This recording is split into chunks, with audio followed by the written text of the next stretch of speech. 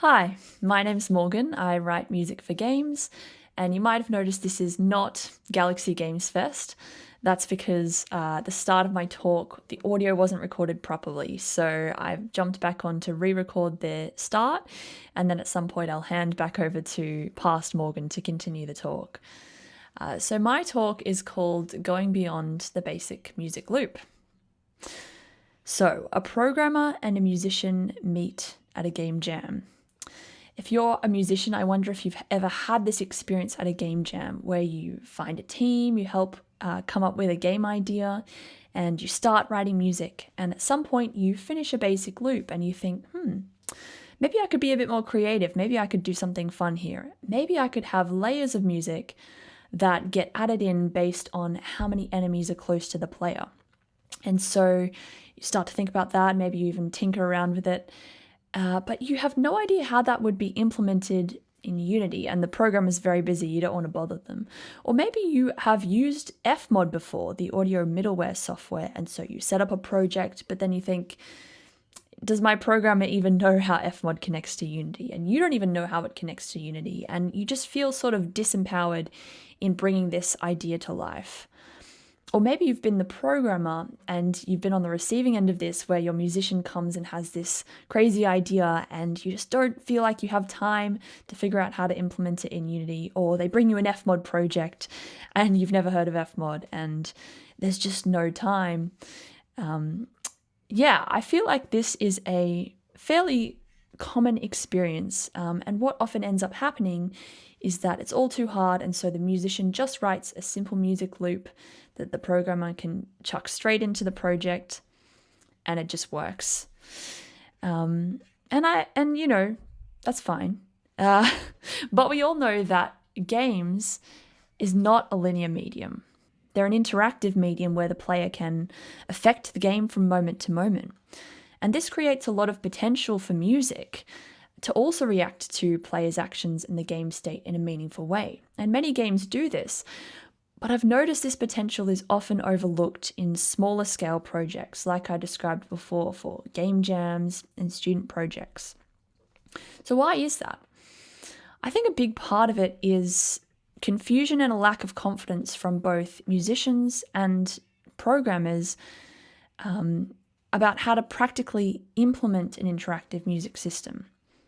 So in this talk, first of all, I want to convince you that interactive music systems are worth pursuing, even for small projects. And I'll do this by showing you some cool examples. And then I want to convince you that it's also achievable for small projects.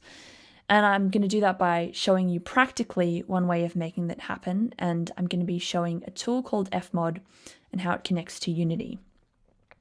So my hope is that whether you're a musician or whether you're a programmer, that you go away inspired to think bigger in terms of the musical possibilities for your projects, and you feel empowered to get there as a team. A couple of disclaimers. First up, that the practical part of the talk is focusing on Fmod and Unity, so I won't be covering Fmod with Unreal, although they can work together. And also, this is not a detailed Fmod or Unity tutorial. There's plenty of content out there for those programs in isolation. What I'm talking about is how they connect to each other, so that musicians and programmers feel more confident in the middle ground space. And I will be throwing a lot of practical info at you, but at the end of the talk, there'll be a link to the slides and the scripts and lots of other resources, so you can revisit it later. So first up, why do anything other than the simple looping music track? Well, first let's talk about game music as a medium. In films and most other media, the music is linear. It expresses exactly what we see on screen because the composer has the advantage of knowing exactly how things will play out moment to moment. It's all set in stone.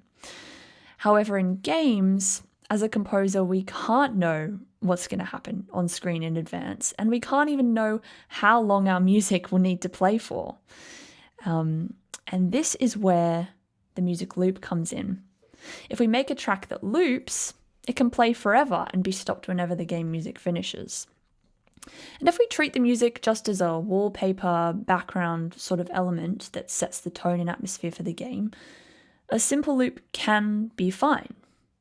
So why not just stop there? Well, plenty of people do, and you can, but I think you'd be missing out. Because a simple loop is blind to what's happening moment to moment on screen. And that means that its relationship to the game state and the player's actions doesn't feel as meaningful. So what we can do is build on the loop and create a music system, something that's a bit more flexible and reactive. And yes, to be clear, music systems are built on loops. I'm not saying not to use loops. I'm saying that you can make them more interactive. Now, Austin Wintory, who I'll show an example from later, talks about chasing the goal of making a game music system that is almost like he's looking over the shoulder of a player and writing the music exactly to their experience, like a movie. That's a pretty high aspiration. And a music system doesn't have to be so complicated or intricate, because even small touches can make a massive difference to the feel of your game and giving it that extra level of polish. And you've probably experienced an interactive music system in some of your favorite games, maybe without even realizing it, or maybe you are very aware. So in case you need any more convincing, I'm going to show some examples of cool interactive music systems. So the first one is from a game called Feed the Deep. This is an Australian-made game by Luke Muscat, and the music is by Cedar Jones. And yeah, in this game, you're a diver going underwater, and basically the music gets more and more muffled the deeper below water you are. And then when you're near the surface and you go into this shop menu, the filtering on the music also changes.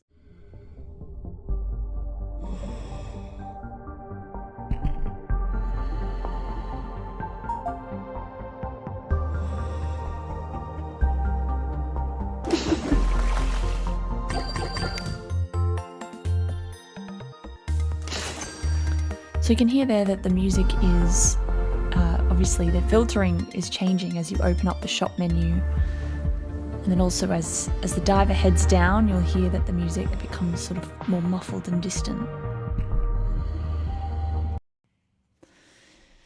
Cool, so the next example I want to show you is from The Pathless. This is a game developed by Giant Squid with music by Austin Wintory, who I mentioned before. And in this system, there are different areas of the game, each with a boss tied to that area. And in this system, basically the melody line instrument in the music track is swapped out depending on which area the player is in. So I'll let Austin explain in this video. Scale. If the player were to move to a different plateau before defeating a boss, the music would stay within whatever act we are in musically, but shift which solo instrument becomes the focus. So if we go from the forest plateau to the redwood steppe, then Cernus's oud is replaced by the double bass that we associate with the sorrow. Likewise, if you go north into the Great Plains, the double bass associated with sorrow is replaced by the bamboo flutes that I've attached to Nimue. And the final example I'll show you to really prove that it's possible on a game jam is from a game called Davo's Trasheria, which was a game jam game that I did music for.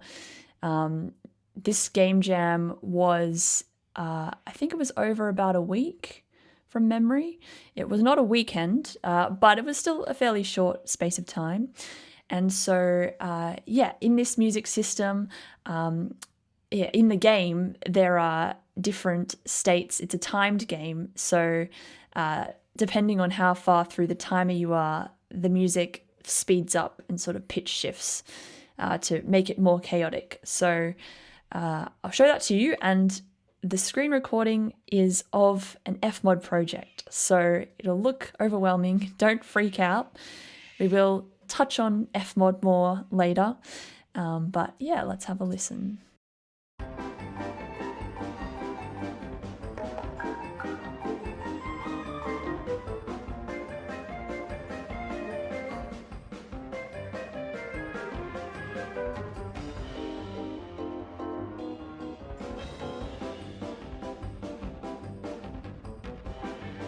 So what I just did there is change the game state parameter so you can hear the music has sped up and become a bit more chaotic.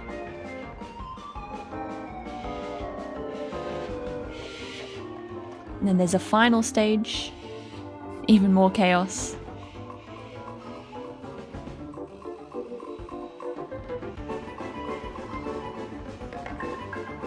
And then up the top there's also another parameter to trigger the game end.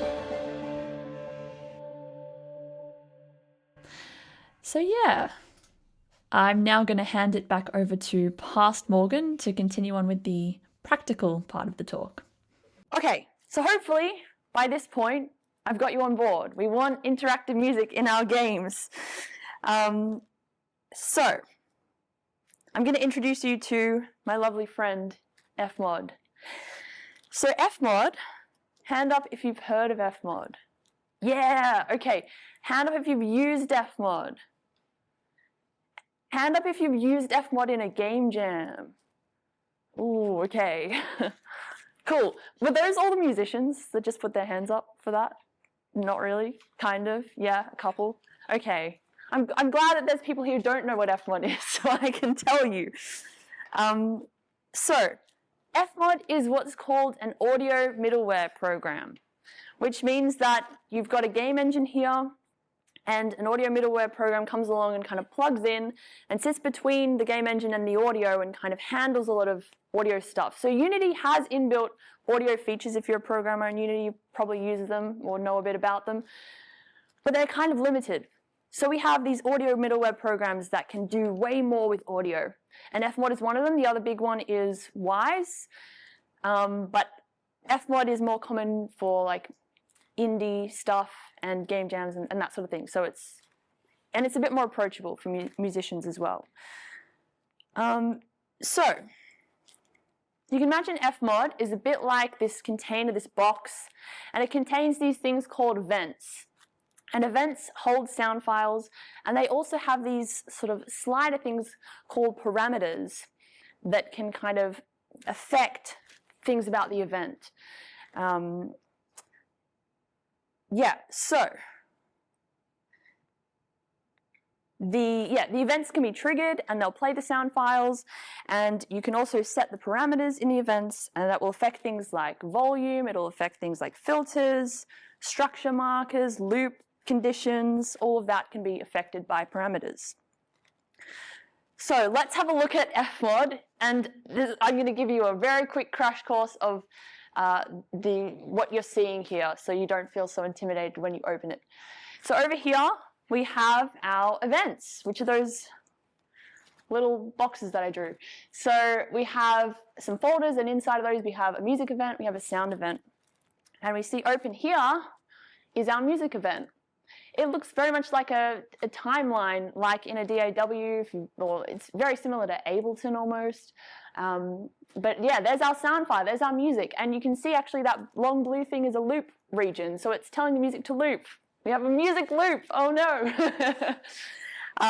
Down here we have like the inspector, so we can look at details, we can put effects chains on our sounds, again similar to Ableton.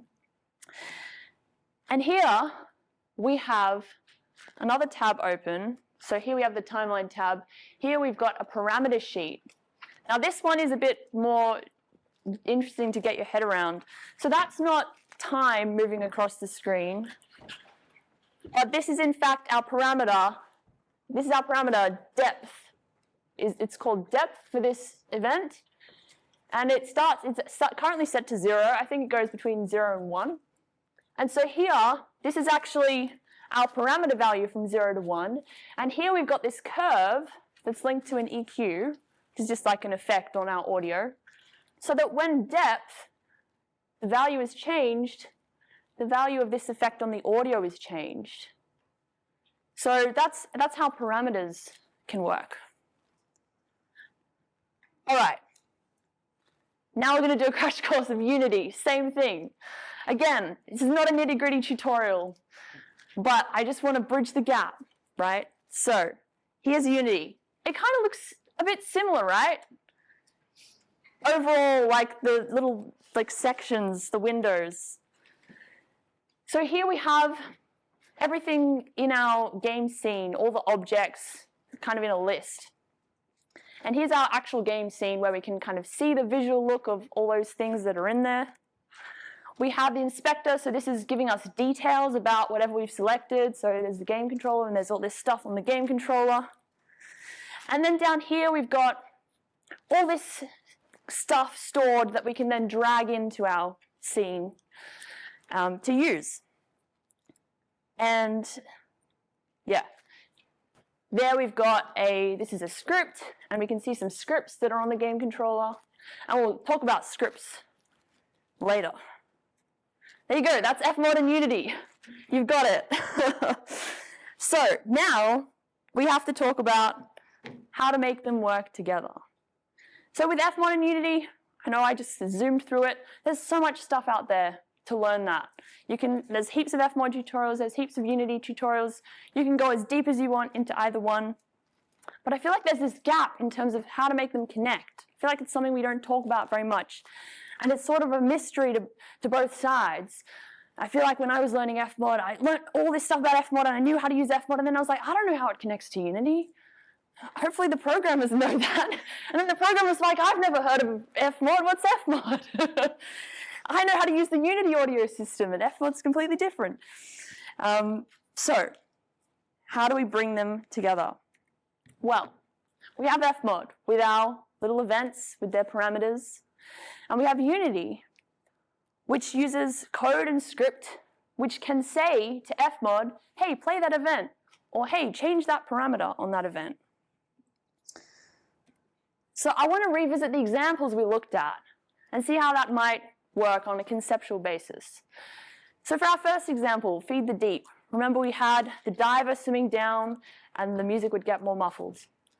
And then it comes up, music gets clearer. So that might have been implemented, or could be implemented with a music event in Fmod that has a depth parameter. And that depth parameter within Fmod is linked to a filter, like we saw when I was showing you Fmod. And in our Unity project, we might have a script that says, hey, play the music. And then we have a variable that's linked to and updating the player depth. And then that's changing the depth variable, that then is telling Fmod, hey, change the depth variable, and then that's changing the sound. For the path list, we had different locations that then had different solo instruments. So we could have our music event with a variable location with some set numbers. And so when the character moves to a certain location, it sets the location to location 1, and then this parameter is linked within Fmod to the volume of different layers. So maybe at location 1, the bamboo flute, I think, is set to full volume, and the other solo instruments are set to no volume. And then when it changes that. So again, all you got to do on the Unity side is play the event and change the parameter, right? And then Fmod has the event and the parameter is then changing the music in all these creative ways, right? The last one, Davo's Trasheria. I didn't even say the name before. It's a great name. So in this one, we might have a parameter based on the game stage that then is linked to markers that transition the music to the different states. So again, in Unity, it's just play the music and then tell Fmod, hey, which stage of the game are we at? And then Fmod handles making that parameter trigger the other things within the music event. So, how do we actually set this up? How do we actually link them together? This is the part where it's going to get a bit more practical, a bit more nitty-gritty. But I'll say again, I have a QR code at the end with a link where you can see my slides and other resources to revisit this stuff. Because, yeah, you'll probably want to follow along later, or you won't remember the detail. But I will give it to you now. Okay, so first up, you need Fmod Studio and you need Unity, funnily enough. So you've got to download them both. Easy. And then you're going to need the Fmod for Unity asset, which is on the asset store, Unity asset store. You just search Fmod for Unity, you add to your assets, and then once you've opened an Fmod project and a Unity project that you want to connect. We're going to go into the Unity project and we're going to hook up Fmod. How we do that is we go to the package manager, window package manager, opens up the package manager. You go to My Assets and you find the Fmod for Unity asset that you added from the asset store. You click Import, and then it brings you to the Fmod setup wizard, which is a great thing. It just takes you through step by step the things that you need to set. It's really quick and easy. And then, voila, your Fmod and your Unity is linked. And then you've got to create an audio manager script. Oh no, what's that? That's scary. I don't want to look at that. So this is a script. Let's revisit scripts. So remember this, Fmod plugging into Unity. And we had over here on the Unity side, somehow some code is saying, hey, play the event. Hey, change the parameter. That's within a script in Unity. So Unity has all these scripts that are doing things in code to run the game. So we need to create an audio manager script. It's not that long. It looks long on the slide before, but it's not that bad, I promise. This is what it does. The audio manager is going to get the music Fmod event. It's going to start the music Fmod event on game start. So we've grabbed the event, a reference to the event, and then we say play when the game starts. And so now the music's playing. And the audio manager also has some methods. Methods are just like, basically we can, from anywhere in the game, we can say, hey, run this method that the audio manager has, and we can do it. So it's giving us functionality that we can use anywhere else. So the two methods we're going to add are change the parameter, so we can change the parameter of the music. Remember, that's one of the things we want to do. And we can also stop the music. That's a good thing to be able to do as well. And then, using in other scripts, we can use our methods, so we can change the parameter, we can stop the music by using the methods that we created. But also anywhere in the project in any script, we can get another Fmod event, a sound effect Fmod event, and we can trigger that. So with our audio manager, that's a one script thing for the whole project that's managing the music, because normally the music is just sitting there doing its thing for the whole project, especially in a game jam. You're probably not going to have multiple tracks, so this will be fine. But for sound effects, like a coin collect or a jump sound, or maybe like an item hit or whatever you want, they're normally just a triggered one-shot event. You just want the sound to play when the coin picks up. We don't need that event existing in the background all the time in our big audio manager. We just want to play it in this moment in our script.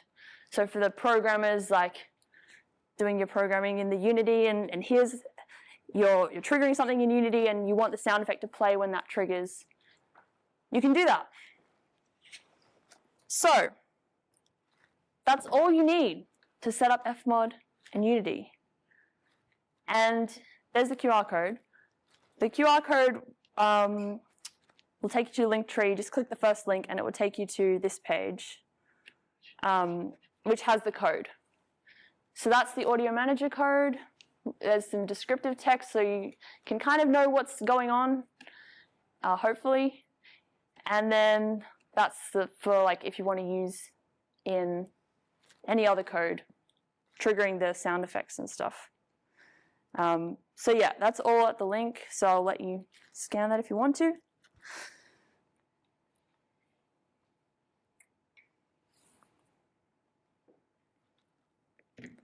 So hopefully all those steps that you can go back and follow through the slides on is enough to set up Fmod and Unity together so that you, as a programmer, you know how to trigger Fmod events, and as a musician, you can feel like you can go to a program and be like, can we use Fmod? Here's how we set it up. Rather than, I have no idea how it works with Unity. Hopefully you can figure that out. I hope that there's a feeling that both sides know a bit more about how they connect now. And I hope that will help us all to be more creative with our game audio even on small projects. And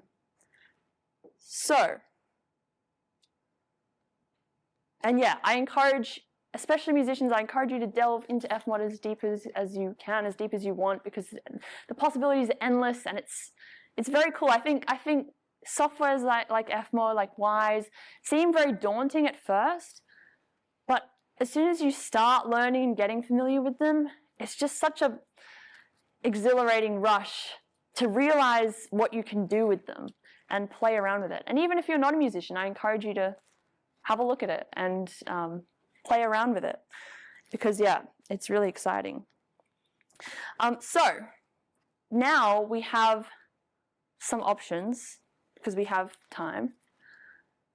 We can do some Q&A if you guys have any questions, and I can clarify anything because I did rush through. I can show the actual code and go into that in a bit more detail if you want me to walk through and actually like show it. Or I can like show a bit more of Fmod stuff and go into an example project that I have that I use the 2 scripts in, so I can show you how that all works. What are we thinking? Maybe anyone have any thoughts? Otherwise, I'll put it to a vote. Just like to look at the scripting. Scripting? Like setting up like what the script look like. Yeah, I can go through. Yeah. Yeah, I can do that. Any other requests or maybe just any questions for now before we jump into more detailed stuff?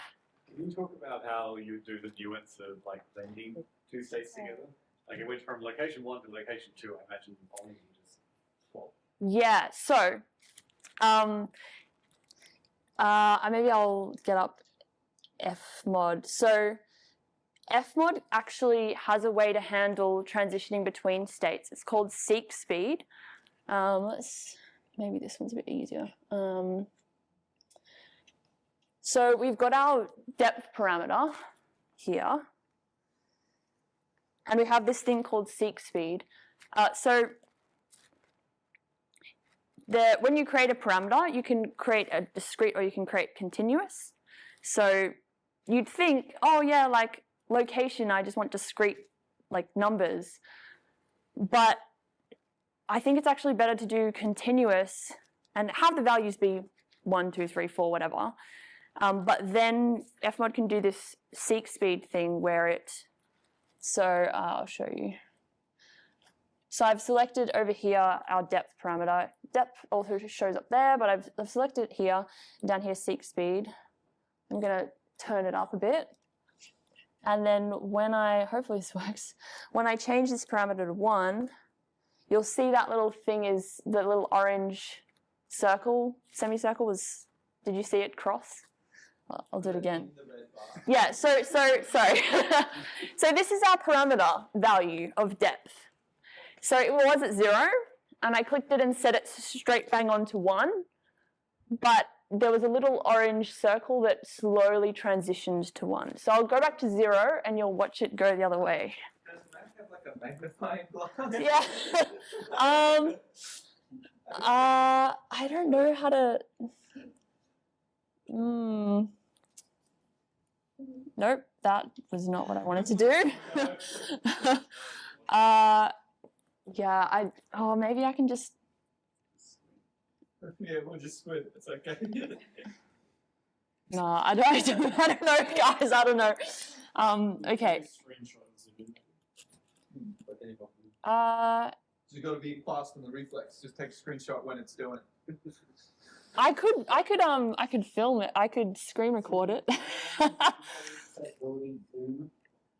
Oh yeah, that was the thing. Yeah, no, I actually remember there being some kind of magnifying glass, like zoom feature. Oh. Do you see it? Yeah. Yeah. So here we go. Oh.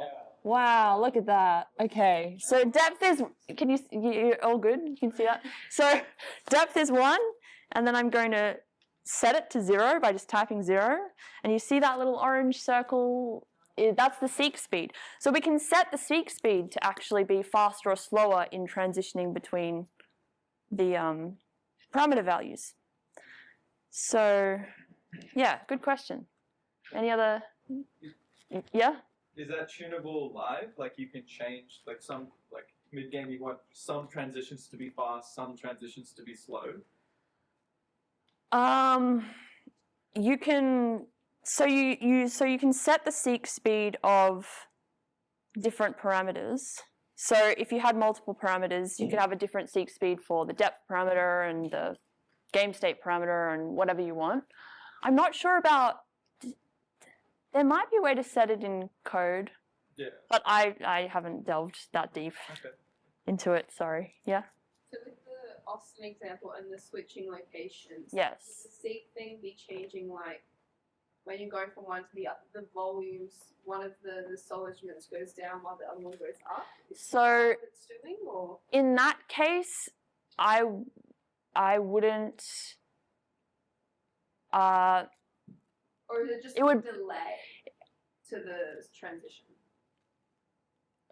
for that example, it would be I'm seeing if I can quickly mock something up.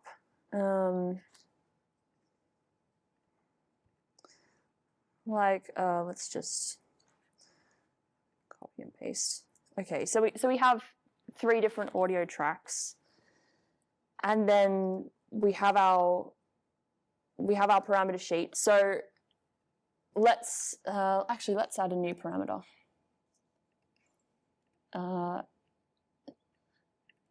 Let's call it location, and we'll make it a continuous, but we'll make it go up to 3. And then this is our parameter sheet. So remember, our parameter sheet is not showing us time. This is not time. This is our parameter value. So these are our 3 audio tracks. We can't see the audio because we're not on the timeline view. We're on the location view. And we can go to the volume knob and right-click to add automation. And here's our volume. So that's full volume, 0 dB. So for our first track, maybe that's active in location 0, let's say. And then there's location 1. So our numbers, it's probably too small, but that's 0, 1, 2, 3, our parameter values. So we can put some points along there. And for this instrument, we only want to hear it at location 0. So we're just going to bring it all the way down at all the other locations. And then the transition curve of fading that instrument out would be this curve here, the volume curve going between 0 and 1. And then the seek speed would change how quickly that parameter. So see when I drag this across, the location parameter value is changing. So that volume is changing across that. So if we had a fast seek speed and I set it to 1, it would go zoom. And so the fade would happen quickly. If we had a slow seek speed, it would gradually fade out, and then our other instrument could fade in and all that. So that's probably, that's how that would work. Any other quick questions? Yeah. How have you been with convincing programmers to use Fmod? Because I've recently done a game jam using Wise. Oh, and wow, brave. it was like 3 weeks ago, and we're still trying to integrate. Oh my it. gosh. So I'm wondering. Was it Wise in Unity? Yeah. Yeah. I think the thing about middleware is that for bigger like professional projects, people are fine using it. It's industry standard to use. But it's more like the student projects and the game jam projects that it's harder to get that stuff to happen, which is why I wanted to talk about it and be like, hey, it's actually not that bad, guys. We can do it on our small games. But yeah, in my experience, like, yeah, I don't think I've used Fmod on any like weekend length jams in the past because the programmers weren't familiar with it, like they'd never heard of it, or it just was too hard. So That's why I was like, and at that time, I was like, I feel powerless because I don't know how it plugs in. I'm telling them to learn all this new software, and I don't know how it works. So like, yeah, being able to be like, hey, I kind of know how they plug in. Let's work it out together. I think can be cool. Yeah. Is Wise similar in the way that it plugs in? No, they can do similar things, but they work very differently. They have very different.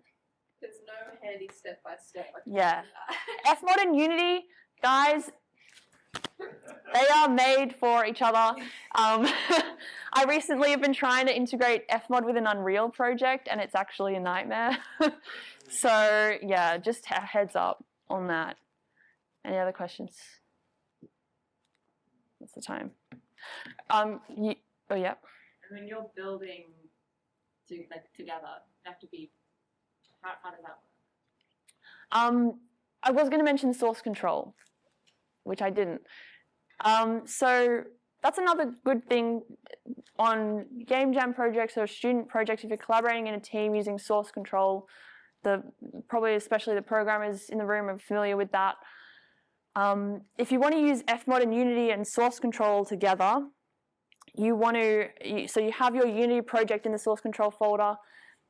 Just within that Unity folder of the project, create a folder called Fmod, and inside of that, that's where you save your Fmod project, and you have everything to do with the Fmod in there. And in the Fmod setup wizard at the very end, it has a git ignore that you can just copy and paste into the git ignore file so that it does the correct stuff for that. Yeah, I think that's basically it for source control. Hello. If you click play right now, you were saying that little orange circle. Will it show the and you change the value? If you on this screen, will it actually show your little timeline seeker doing the transition? I'll show you. I'll demo something. I'm just gonna actually delete this automation because I don't want that. Let's use the depth one, and I'm gonna delete these because we don't want multiple. Okay, so, yes, okay. So here's our timeline view. Here's our music track, amazing. And when it gets to the end, it's gonna loop. We've got a loop, huzzah, okay. Now we wanna actually, yeah, I know. Oh no, we have a loop. Bad, we need to do something creative with it. So we're gonna add a parameter called depth. And we're gonna create a parameter curve that is linked to our EQ. So here, down here, you can see on our audio track, I've just added this EQ, which is just for the non-musicians, is just filtering out certain frequencies of sound. So these markers here are linked to this EQ. So if I change the parameter by sliding here, you'll see the EQ reacting based on the values that this head is at. And look, there's our seek speed. It's chasing me. Yeah. So this is actually kind of modeled off the feed the deep example, where as our depth increases in that parameter, then our music's going to get more muffled. So let's see if it works. Okay, I'm going to adjust the parameter up here.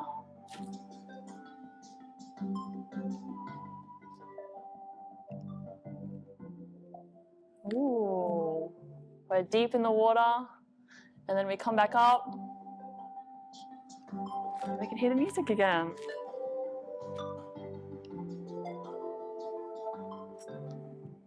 Yeah, that's how it works. Yay! Everyone's cool, guys. Yeah. Yeah, I actually one of the game jams I did with actually this guy right here, Oliver. We did a basic track switching, like escalating, adding new instruments, and we didn't know F-Mod or anything. Yeah. So we literally coded it to just turn on multiple audio tracks in Unity to do that. Yeah, like yeah, you can kind of piece together stuff in Unity to do cool things, but Fmod's just like basically just does so much more and it makes it so much easier. So it's very cool. Yeah, it sounds like it has all the stuff already. One Yeah. question I have is, like, this is a basic tween of an effect, and then the other one is like turning on a new instrument and turning off an instrument, like the example you gave of the other game. That's a pretty simple binary switch. I was wondering Yes. if there's, I'm no musician, right, but if you're trying to switch to the next like verse or like, Yeah. you know, you're not just turning on and off for an instrument, but like progressing to the next part of a track, right? Yeah, I can show you some more Fmod stuff. I'm just mindful of the time. Do we want to do more Fmod?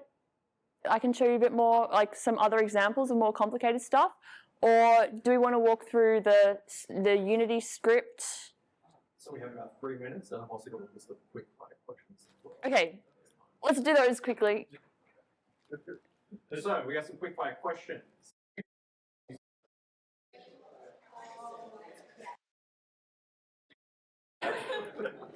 Yes. Well, Based on the script before. yeah, I think everyone should learn to code. I think coding's really cool, and when you know a little bit of code and how it works, it helps you to read code, even if you don't know. Like, so I did 2 years of an engineering degree and then changed to music, and in that I did some coding courses and I did a course that was taught in C. But I kind of learnt the foundations of how coding works, and so in Unity, like, I'm not an expert on C#. Unity is in the language C#. But just knowing some things about how code works conceptually helps me to see a C# script and start to piece together what's happening, and with a lot of Googling and stuff like that, kind of figure it out. So just like having even a little bit of coding literacy can help you. Yeah. I just finished my game, and my game jam has another 12 hours left. Either that or I work in a company and I have nothing to do. How should I approach polishing the current sound design? And wait, you have I have some free time. a couple of hours left, or a day. The sound's done, essentially, more or less. Everything's ticked off. Okay. How should I approach polishing? Well, if you have a basic music loop, you should think of something creative to do. Yeah. Okay. How should a musician go about approaching sound for a game after learning about the things and goals? How can they simply start jamming to find the right sound for the game? Sorry, can you repeat? Sure. Learning about basically pretty much the entire scope of the game, what it's about, etc. How should I start jamming to find the right sounds for the game? I think that's unique to every musician. It's just like whatever way you can find in, whether it's finding sounds that you like in your sound library or coming up with a melody, or you could even start with coming up with a music system. It's actually, it is a good point though to not think of it as an afterthought, because the temptation could be, oh, I'm going to write my music track, and then once I've done that, oh, how can I make this more interesting and interactive? Whereas maybe you can start the jam by thinking, okay, here's our game idea. What's something cool, like, that makes sense for our game idea that I could do with music to make it interactive? Cool. And we have time for one more. What current gaps are there in the F1 Unity pipeline? What are the most common pitfalls? Gosh, I don't know. I probably don't know enough to answer that question, honestly. I feel like I'm still learning a lot about how it all works. I have a backup question. Yeah. Do you have any quick tips or lessons for programmers trying to sing?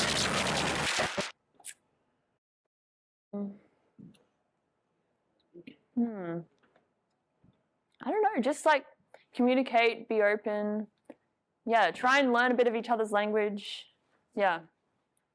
I don't know. Do we have time for a quick, very quick glance? Maybe a minute. Okay. We usually get done quick.